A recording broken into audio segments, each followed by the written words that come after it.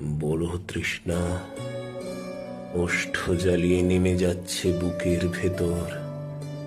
সামনে কে তুমি?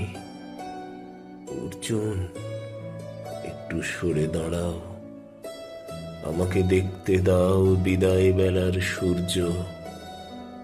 আর কার মুখ ঝুঁকে পড়ছে চোখের উপর? আমাকে মার্জনা করবেন পিতা অধিরথ।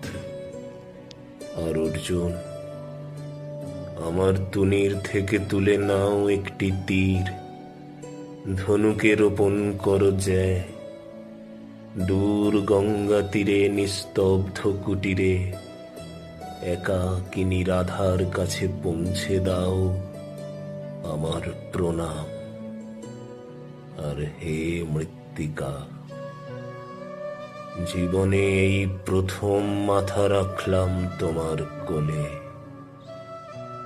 গ্রহণ করো আমাকে।